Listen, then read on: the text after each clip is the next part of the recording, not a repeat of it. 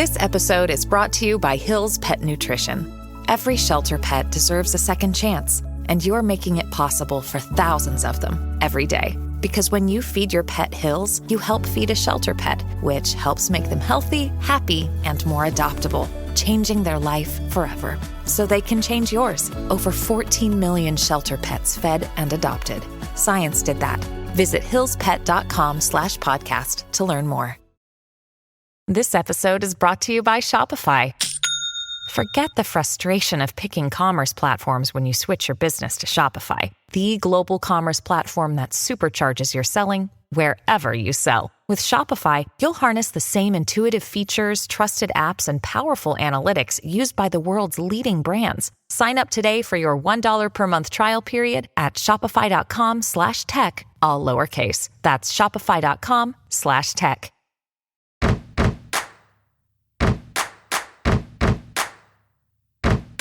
Hello and welcome to Immigrantly. I am Sadia Khan. This week on Immigrantly, I embark on a journey into the vast, vibrant, and unpredictable world of happiness. Is happiness a fleeting moment or a lasting state?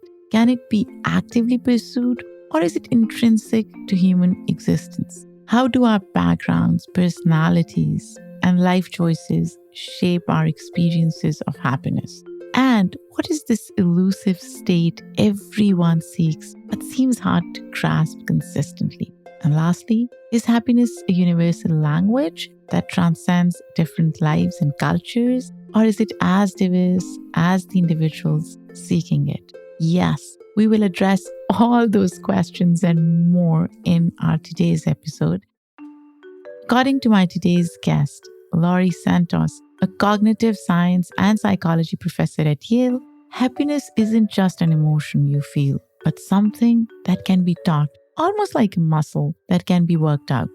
Santos saw that her students were increasingly anxious and depressed and decided she wanted to give them some tools on not just how to be happy, but how they can make themselves happier using science. Her course, Psychology and the Good Life, became the most popular course in Yale's history when it launched in 2018, with about 1/4 of Yale's undergraduates enrolled in it. She's also the host of the Happiness Lab, which has over 90 million downloads. I'm honored to interview Laurie today, so let's get started.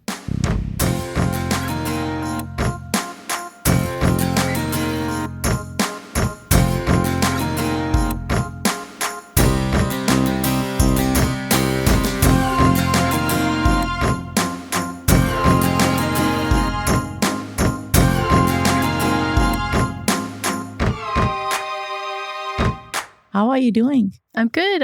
Thanks so much for having me on the show. How is your heart today? How's my heart today? My good friend from college was just in town this morning with her daughter. They're on a college tour. And so I just had breakfast with her. And so I think my heart is in a warm place this morning. It's kind of nice. It's been a good day.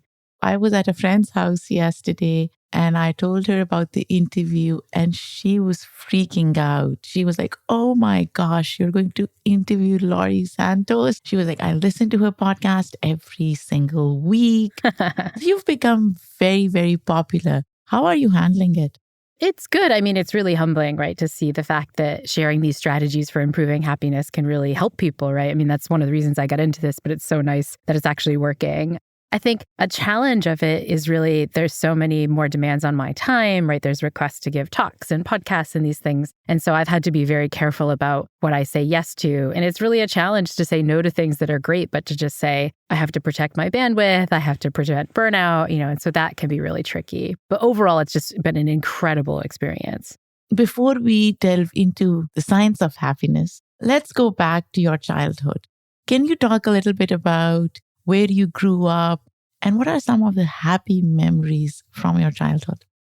Yeah. So I grew up in New Bedford, Massachusetts, which is a large working class town. It used to be the richest town in America when whaling and those kind of things were going on. But nowadays they don't really have whaling as an industry. So it's been a kind of struggling town when I was growing up. But I had, an incredibly happy family situation, at least for the kind of first part of my life. I remember we had a house that I would have a little yard that I could run around in and things. My brother is 4 years younger than me, and he was a kind of constant playmate. I had fun just kind of being a kid, being unscheduled, coming up with my own weird activities, whether that was making up little games for me and my brother to play in the basement, to just kind of creating and doing things. I feel like I wrote lots of fake books, and we had this little kind of camera, so we would make little videos and things on it. And so I remember my childhood as being incredibly fun and incredibly creative.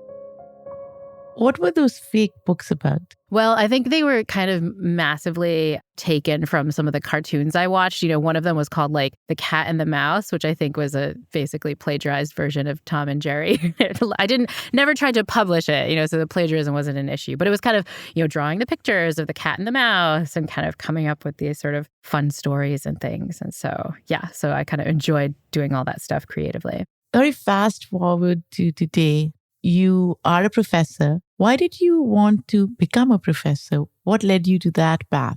Well, I've always been interested in psychology and sort of how people work. And I think growing up, I really just thought that the way you were a psychologist is you were kind of a clinical psychologist, you'd have to be a therapist or put people on a couch. But when I realized there was this field where you could try to understand how the mind worked and how people thought, and that you could do research and publish, I was like, oh man, this sounds amazing. And I really only learned that when I first started college. I had a great grad student mentor who kind of showed me the ropes and even honestly explained that and actually, many PhD programs, they don't even charge you. You can go for free, you get your education for free. And I was like, wait, this is amazing. It was kind of in that phase that I learned that being a professor was a possibility. What I really wanted to do was to find ways to study the mind. And I realized oh, this is a career where you could do that. From being a professor to being a professor of the most sought after class at Yale. Tell me about that process.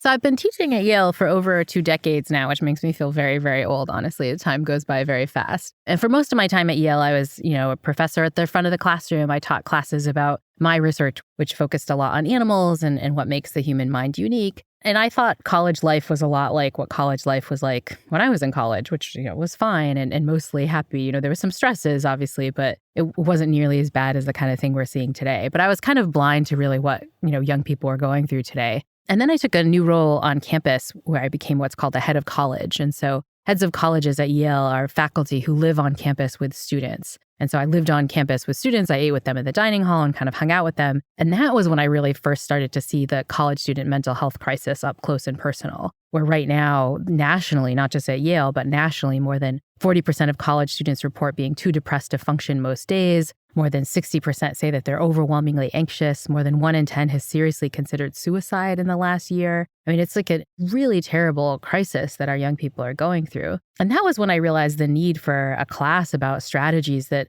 all my students could use to feel better. I really wanted to teach them, okay, what does the evidence say about how you can behave in different ways, develop different mindsets, ones that will really make you feel better. And so that was how the class was born. What's interesting about your class is you're looking at happiness through science. And when I think of happiness when I was growing up, or even now, in my conscious mind, happiness is a very visceral emotion, and it comes when it comes, and I can't really control it because a lot of times our happiness hinges on external factors, whether it's relationships, career, and sometimes different types of happiness almost conflict with one another, right? Mm-hmm. So happiness in career may conflict with happiness at home. Mm-hmm. How do you teach balancing all those different aspects of happiness? Well, I think, one of the ways the scientific approach can be really helpful is that it tries to just get people to notice what all those factors feel like, right? It tries to get you to notice, okay, what are some of the kinds of things that help you feel happy? And the way that people take a scientific approach is really just to ask people, hey, how are you feeling right now? On a scale of 1 to 10, how satisfied are you with your life? Let me give you this list of positive emotions. Have you felt those today?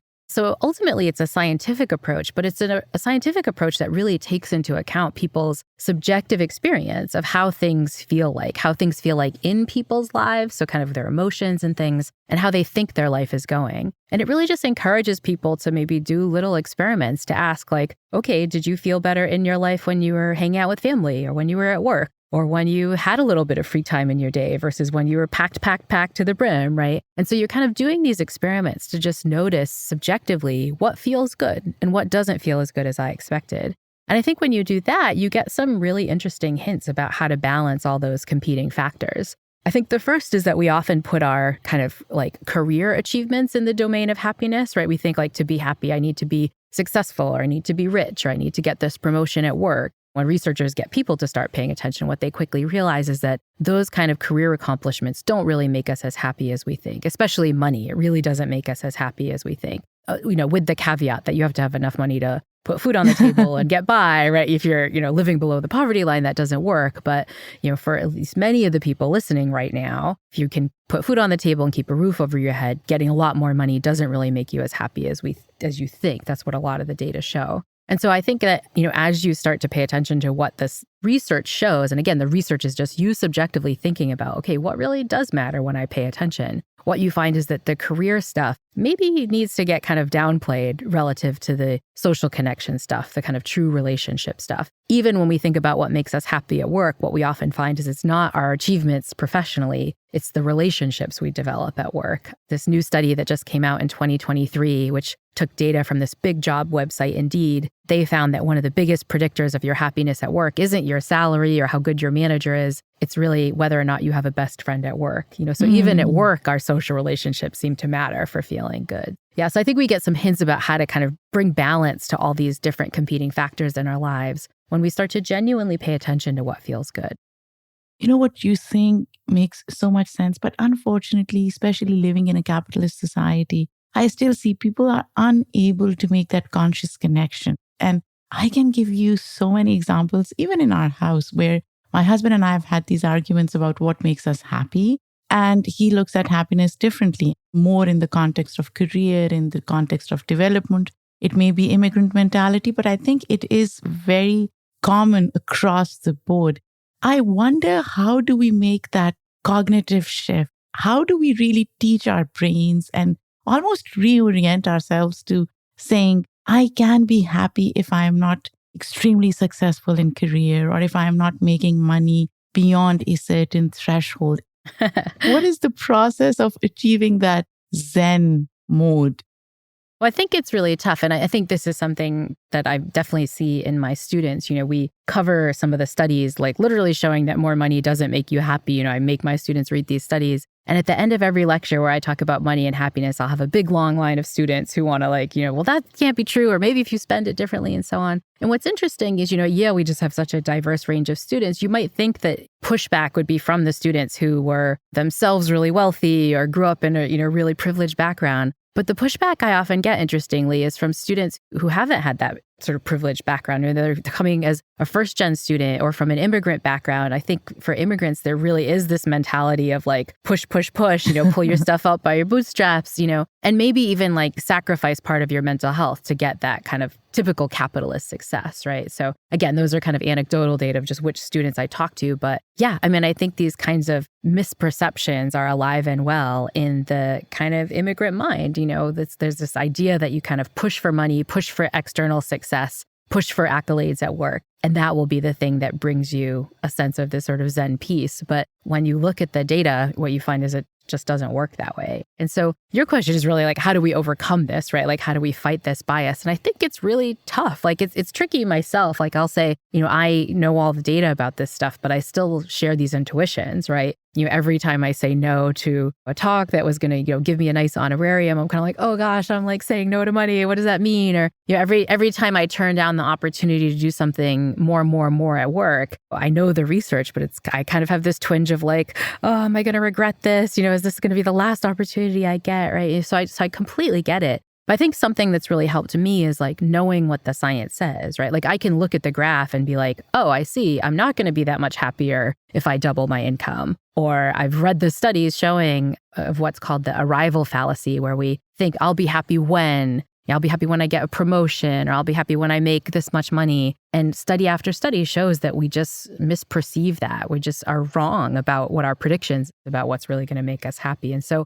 for me, hearing the studies can be kind of helpful because you're like, okay, I know the research shows that I'm wrong. Like I can't change my kind of intuition that I have about this stuff, but I'm going to kind of not follow my intuition. I'm going to kind of follow what I think is right. And then often when you do that, you get new data to be like, oh, actually that opportunity that I turned down so I'd have more time with my family, that was actually a good move, right? Like that actually did make me happy. Or like that no I said in my calendar, that feels great when I kind of noticed like, oh, that was when I was supposed to take that trip or I was supposed to have that meeting. It's like, oh, this feels great to have a little bit more free time. And so I think when you start to see the outcomes of doing things a little differently, you can get your own data at like, hey, this is working better than I expected.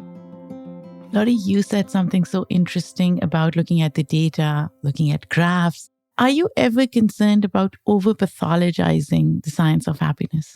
One of the things that's great about this particular form of science, right, is that it's based on people's subjective reports. In some ways, these are people who are saying, hey, at a scale of 1 to 10, this is how I feel about happiness and so on. That means it's kind of taking away some of the experience, right? If I had richer narrative reports, obviously we would learn more about, all the nuances of people's subjective experiences. But because like what the research is doing is really getting people's actual opinions of what's going on, I think it can actually be a powerful way to really understand how people are feeling. So I'm a little bit less worried about the kind of pathologizing. I think it definitely is missing something about people's complete experiences, obviously, but it does let us get a kind of important glimpse that I think has been, at least for me, really helpful as I kind of puzzle through what's the right way to live a healthy and a happy life.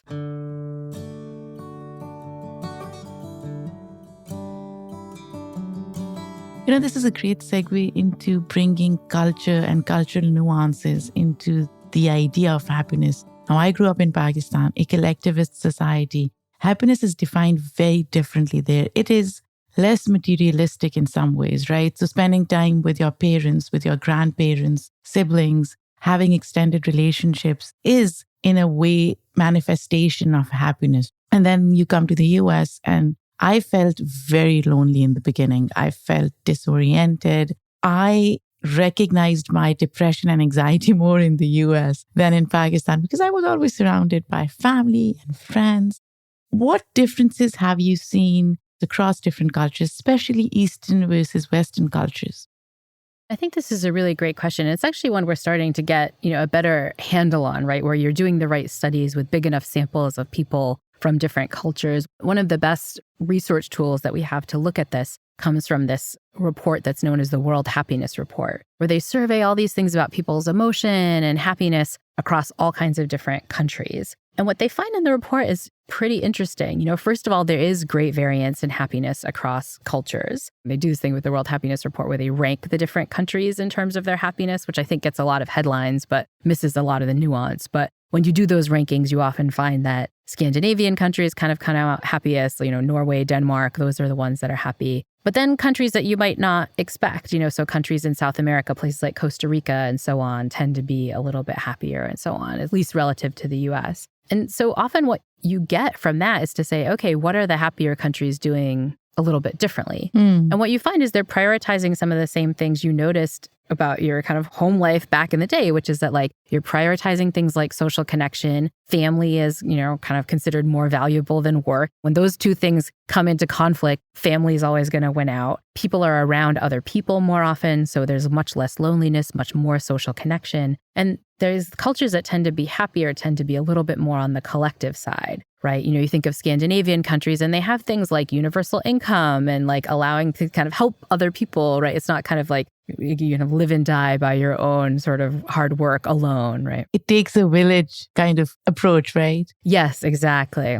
And so I think when we start looking at those cultural differences, one thing we can say is like, hang on, maybe the values that we have in the US, this kind of super individualism and capitalism at all costs, maybe we're kind of missing something that really does matter for our actual happiness. And so I think these kinds of comparisons across countries can be really powerful. I think another thing we see in these comparisons across countries is that it's not all about the individual happiness. Like what's happening politically obviously matters a lot. So the equality of a country seems to matter a lot. The trust that people have in government matters a lot. That's actually one of the reasons in the United States that we've dropped a lot in our rankings of happiness, is because there's less and less trust in the political process, trust of our fellow man with all the political polarization we see in the country. And so I think also these kind of cultural comparisons make us realize, hang on, a lot of the strategies are about, well, hey, you change your personal behaviors and your personal mindsets. But also we need to think about the structural issues that people face and the political issues that people face if we really want everyone to be as happy as they can be.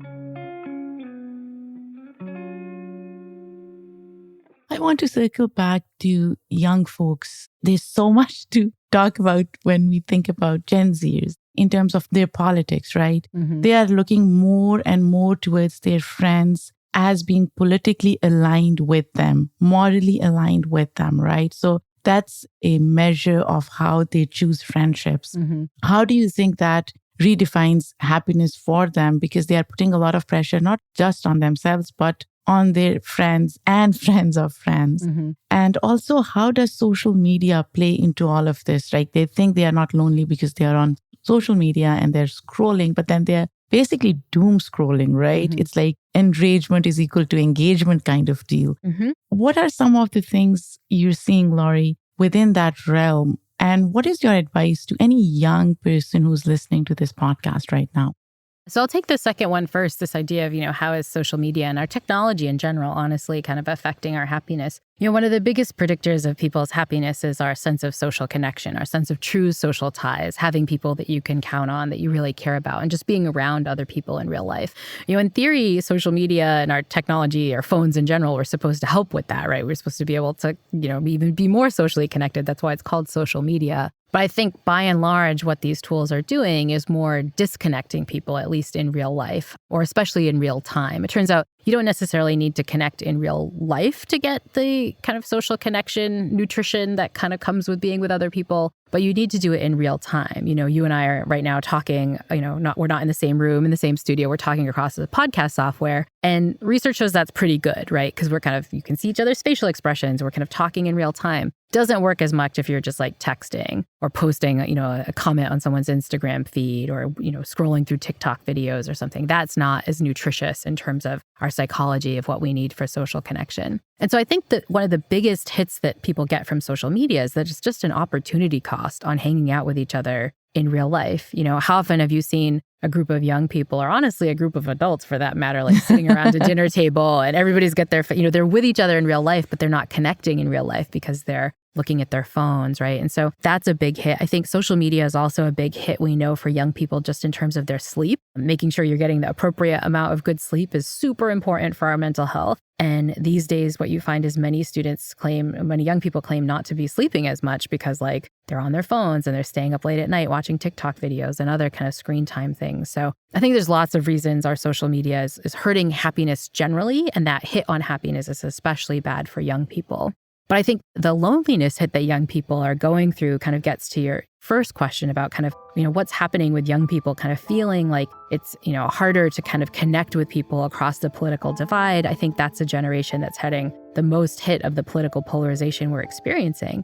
And I think that winds up being really tricky because it means that we're not kind of getting the usual social connection we get. I think that people feel really limited in the number of friends they can make and who understands them and so on. And I think that just contributes to the loneliness crisis that we're seeing among young people today.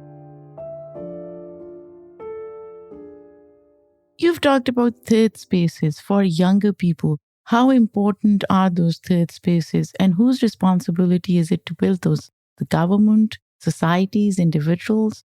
So third spaces is a term that political scientists and sociologists use to talk about places that are not your home and not your work if you're an adult, that you can be around people and hang out with one another a lot, right? So I think of in my youth, there were third spaces like the mall. In the 90s, you just go to the mall and people would be at the mall and everyone would see each other. It wasn't work. It wasn't, home or school, but it was like a place that I could go that I knew I would run into people that I knew who were my age and similar like-minded things. I think even when I grew up in the 90s, there were less third places than there were in the heyday of third places, which was kind of in the 1950s and 60s, where you had lots of churches and Lions clubs and barber shops and just places where people got together all the time. The joke is from that 90s TV show Cheers of like, the place where everybody knows your name, right? That's kind of what you're going for with a good third place. And the evidence really suggests that third places have been going away from the 1950s to now. If you just plot the number of churches or bowling leagues or barbershops, right, those things have gone down over time to the point that our young people say, one of the reasons I don't get together with other people is like, I have nowhere to go, right? We have to go somewhere where you spend money, right? Like it's kind of, there's not these kind of free places you can go to just be around other people as often right now. And I think that, the evidence really suggests that that's a bummer. It's a bummer for our loneliness. It's a bummer for our ability to like connect across different kinds of people. If you're going to your church or your barbershop, you're likely to see somebody who like maybe has a different background than you or maybe a different political belief than you and so on. And I think we just get that less and less often because we have less third places to kind of connect in these, kind of comfortable, leisurely ways where we're not really talking about politics, but it kind of comes up in this sort of subtle way. And so without those third places, I think we're becoming more lonely, more politically polarized and so on. In terms of who should fix that, I think everybody should fix it. I think there's a role that we have as individuals to create these spaces. And I think we can do more than we often expect. I have a friend here where I live in Massachusetts who a while ago now, it's kind of 2 decades running, started this thing that he calls Monday Movie Night. And every Monday movie night, like he just invites a bunch of people to come over and watch movies and people make a kind of collective, kind of healthy meal, like a big chili or something. And everybody gets together. And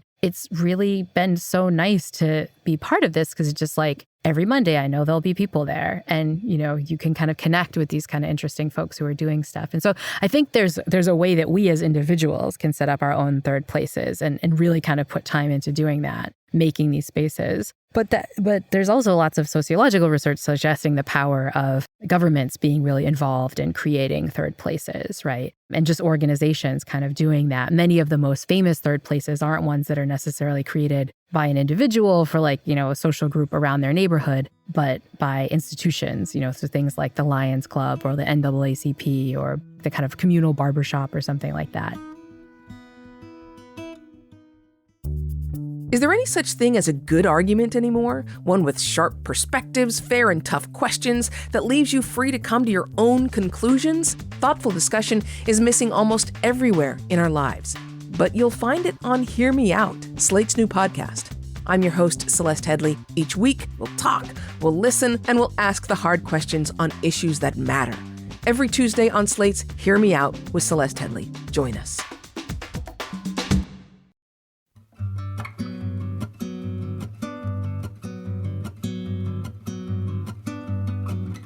Laurie, I want to talk a little bit about your own relationship with happiness. You've talked about how people should find happiness in little things. Do you seek happiness or does happiness come to you through activities that you're just generally doing? Like, is there a conscious mind seeking happiness or it just comes organically to you?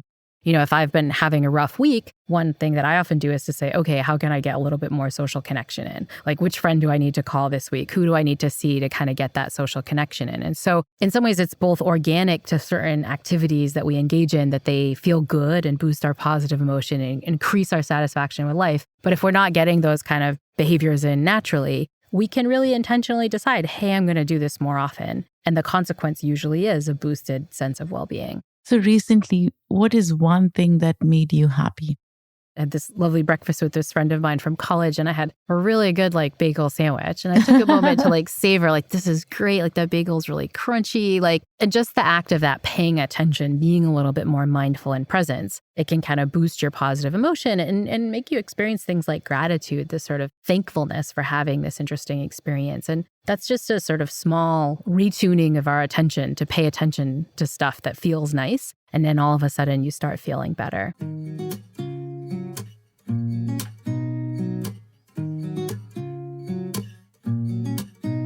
Do you differentiate between being content and being happy? And is happiness really a need or is it a want?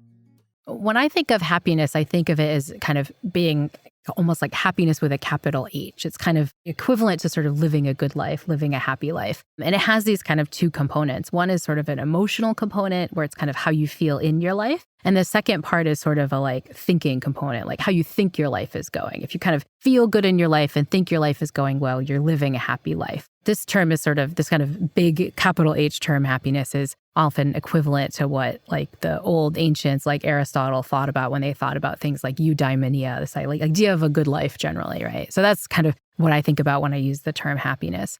When I think of something like contentment, I almost see that as like one of the positive emotions that makes up happiness. Contentment is just the sense that you're kind of at peace in life. It's a kind of like low arousal, but really high positive state. Like joy or surprise or sort of laughter might be a kind of high arousal, high positive state. Whereas contentment's like low arousal, you're just chilling and everything's fine. But things feel good when you sort of reflect on how they feel. And so the way I think of the connection between the two is contentment is an important, but one of many important emotions that you want to get in to sort of have a happy life, to have eudaimonia or a good life.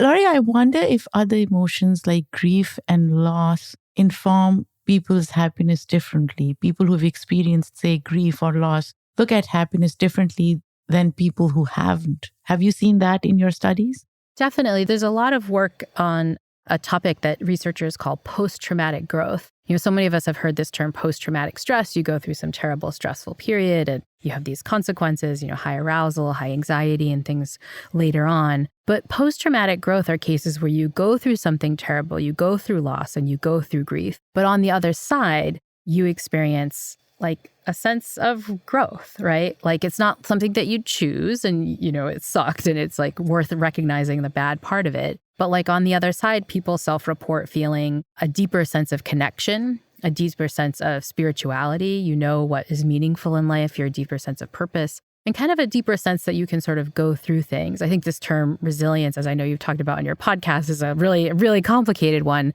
But people who've gone through to the other side often say, I know what I'm capable of now. Again, I wouldn't have chosen that. It's awful, but like, I feel like I've grown and I'm stronger on the other side. This is what post-traumatic growth is. And I think one of the cool things about the research on post-traumatic growth is it shows that that kind of like positive thing that you get at the end had to come through the struggle. It had to come through the dark times and so on. And I think this gets to a misconception that we have about positive emotions. I think, one big misconception I see when people come to my work in happiness is they kind of embrace this sort of toxic positivity approach that, a good life, this happy life is positive emotion all the time. But when you look at the science, what you find is like, that's not true. A good life involves some anxiety, it involves some loss, it involves some grief, it involves some frustration, some justified anger, right? The way you get to a good life is to not just have these negative emotions, but really learn from them and push through them to see like how they're teachers. And so I think this is another misconception we have, just like, oh, money and success matters for happiness. I think people think a happy life has none of the bad stuff, but a happy life includes the bad stuff. The bad stuff is really important for getting us to kind of grow and become, the people we really want to become someday. You're absolutely right. And bad stuff is part of human existence, right? We experience so many different emotions throughout our lives. How can we disregard the bad, the ugly stuff? Because that makes up who we are. Do you think paying attention to the present also matters? Because a lot of times we look at the past and then we look at the future. Yesterday, I had an argument with my husband. I went to bed a little angry. I woke up in the morning. I wasn't thinking about it, but it was part of my subconscious self. And then my husband and I talked and we were like, okay, now we're fine. And it changed my mood. How do I start thinking about the day in this moment? Well, it takes some work, right? I mean, I think we have brains that are just built to kind of mind wander, to kind of think about the past, think about the future. We're anywhere but the present. But there are techniques you can use to get better about being more present. One is a technique that's just called savoring, which is just what it sounds like. That was kind of what I was doing with my bagel this morning, which is like, what does this taste like? What does this feel like? How would I describe this? You just like force yourself to become curious about whatever is going on in the moment. And interestingly, that includes when things are bad. One way that we can get through bad emotions like grief or anxiety is to really pay attention. Like, okay, how does this feel like? My chest is heavy. Like, my face feels tight, right? Like I feel like I have pressure like pushing on me, right? When you really kind of get to know and be present with those negative emotions, that can actually help you feel better. So being super aware of negative emotions or positive emotions for that matter. Yeah, I think that's right. I mean, I think we just kind of don't notice our experience, right? And that means we don't really get to learn from it or get to really feel it. In some ways that's really kind of sad, right? That we're sort of fast forwarding our life or rewinding our life and never kind of just playing it right there. So I think, so savoring and just kind of being part of the present moment is powerful. But then a second technique we know works from the researchers, so many spiritual techniques for kind of being a little bit more present. So practices like meditation or prayer, all these practices where you really kind of pay attention, to a particular mantra or, a particular set of words and so on. Like those rituals, the research shows can really build up your presence over time, particularly practices like meditation, where the practice is really all about intentionally noticing the present moment without judgment. Those kinds of practices over time, like literally change your brain. You literally change the amount of gray matter in your brain, even if you just start meditating as a novice. I'm glad you mentioned spirituality. I feel like spirituality is almost frowned upon. When I'm feeling low or when I'm feeling anxious, I do pray and it calms me down. There's actually lots of research, studying kind of happiness in people of different religious faiths and religious backgrounds. And one of the clear patterns suggests that religious individuals tend to be happier. It seems like that happiness, though, comes a lot from religious practices. Yeah. So it comes from not the belief part, but the prayer part. The rituals. The rituals, exactly. Going to services, right? Taking time off, whether it's a Sabbath or whatever, right? And what's interesting is it kind of doesn't matter which religion it is. You see boosts of happiness in people of Muslim faith or Buddhist faith or Catholic or, Jewish faith all over the board. It kind of doesn't matter what rituals you're doing. It's just that you have rituals that give you a sense of connection to something bigger than you that seem to matter. And so, I think as we, become a more secular society, at least especially here in the US, in some ways we do that at our peril, right? We're missing out on a real path to happiness. That doesn't necessarily mean that you have to become religious, but it means that if you're not getting your sense of purpose and connection from religious faith, you might, in those rituals, you might need to find other rituals and other ways to get a sense of purpose. What are some of the other rituals that you've seen people follow to replace religion? There's a great kind of religious scholar, Casper ter Kuile. He also has a fabulous podcast who's actually been doing work on these kind of other traditions that look a lot like faith traditions. For example, he writes a lot about CrossFit, which sounds kind of funny, but it's like, people go every week and it becomes a third place and it becomes something that, you have a whole set of values and meaning. It becomes a spot where people wind up doing things for each other. He talks about these cases of, somebody in your CrossFit group gets sick and everybody rallies and, makes food for them and things like that. And so what he finds is that you can sometimes get these other organizations that work a lot like faith traditions that have a lot of the same, obviously not all of the same benefits, but some of the same benefits. That's so fascinating. As humans get creative, we can come up with lots of versions that work that way. On a scale of 0 to 10, how happy are you in your life and why? Well, I'm usually around like a 7 or 8. And I think I wasn't that way before. I think I'm at a 7 or an 8 in part because I do engage in all these practices a lot. My instinct is not to engage in as much social connection. I'm really not a present person. I'm much more ruminative-y and stuff. But I think as I've studied this more and more, I've recognized how important it is to act this stuff. Like happiness is possible, but it takes work. It's just like having a fit body, right? It's possible to eat healthy and go to the gym all the time and move your body, but you got to put some work in. My analogy is that happiness works just like that. You can do it, but it takes kind of constant work and constant practice. And that's the thing I think too, is that it's just like my colleague Nick Epley is fond of saying that happiness is like a leaky tire. It's like you were happy, but then it kind of goes down and you have to do something to pump it up. And so remembering that your mental health is something that takes kind of constant work has been helpful for me because it's really allowed me to put that work in. And the act of doing that has made me happier. So I say, I'm like a 7.5, 8 out of on a 10-point happiness scale.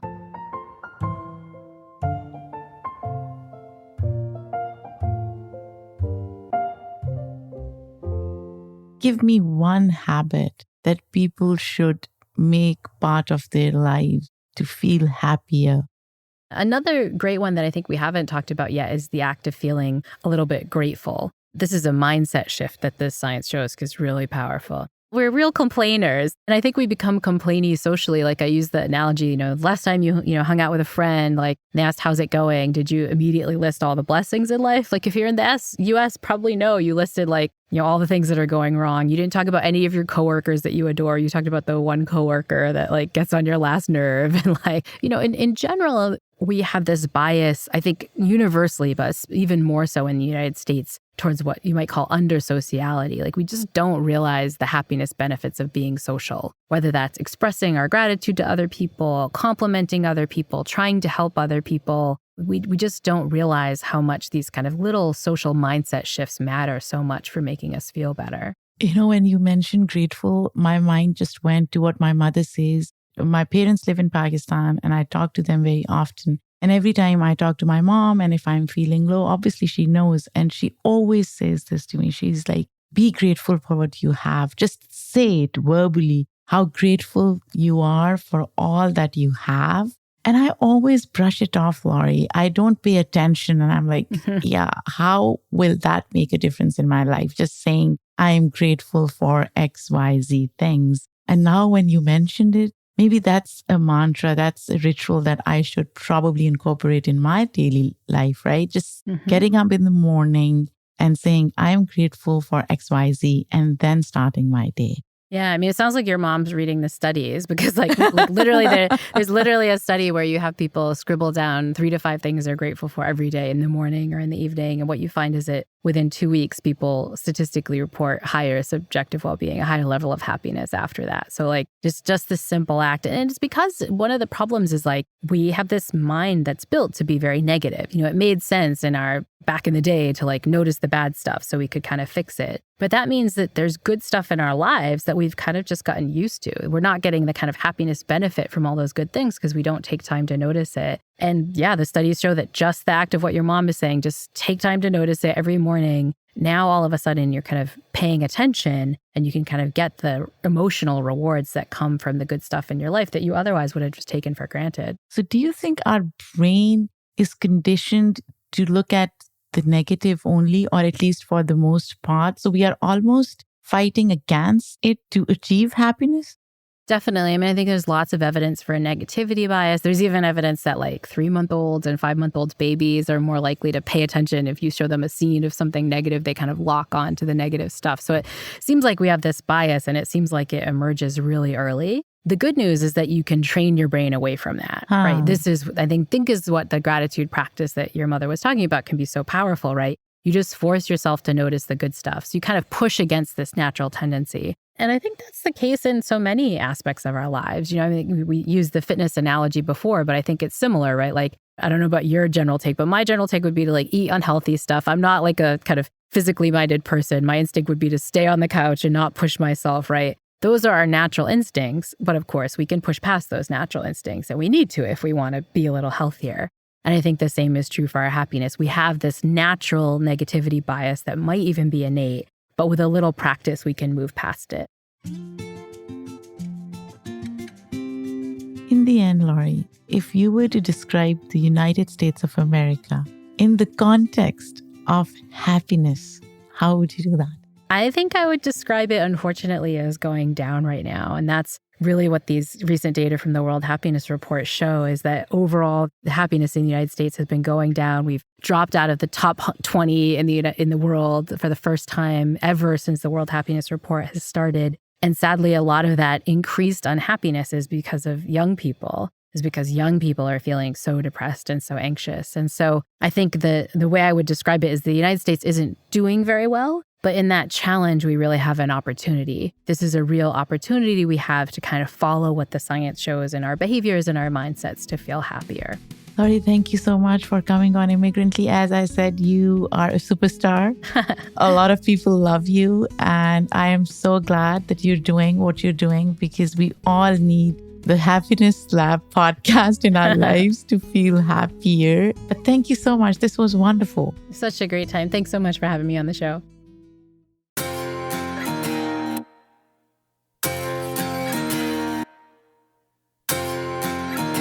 I'm so glad I got to talk to Laurie. I've been listening to the Happiness Lab for I don't know how long. This was such an important, fun, introspective conversation. And here's what I want all of you to do. On a scale of 0 to 10, rate your happiness. How happy are you in life? And what makes you happy? I really think doing these exercises, being intentional about how happy we are, how grateful we are, probably makes us happier. And if not, it at least gives us a pathway to work towards happiness. This podcast was produced by me, Sadia Khan, written by Rainier Harris and me. The editorial review is done by Shay Yu. Our sound designer and editor is Hazik Ahmed Farid. Theme music for Immigrantly is done by Simon Hutchinson. Come back next week when I have another incredible guest and try to be happy.